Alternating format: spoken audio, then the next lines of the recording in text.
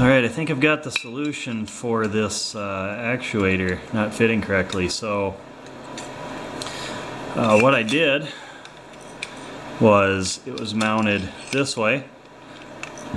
So I drilled out all these spot welds on the bottom with limited success. I had to grind this down just a little bit to get it through there.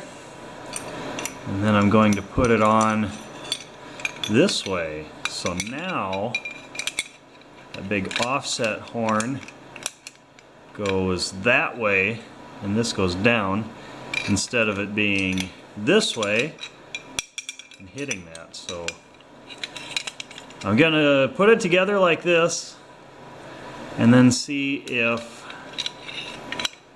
well,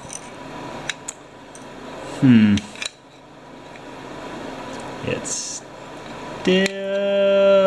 hits. Damn it.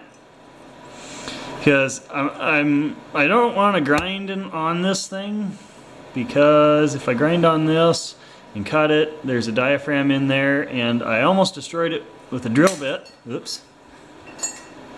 But I tested it with my air compressor and it still works, so I could just have to take this hole and oblong it out this way so I can get this away, and then maybe it'll work.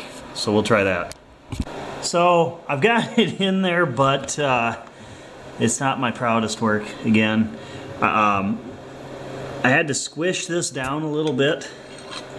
Kind of looks like the rolled edges of a cowboy hat a little bit, you know, but I got it in there. I need to clean up the teeth marks and stuff off of it, but now we need to go make sure it still works, because I have my doubts.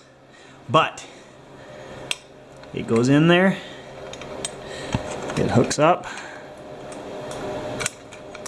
Easier to do with both hands free anyway.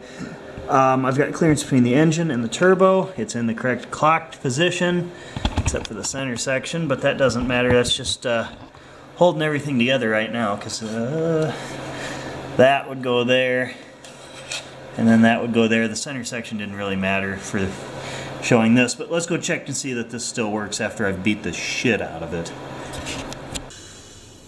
So I've just got not a whole lot of pressure in here.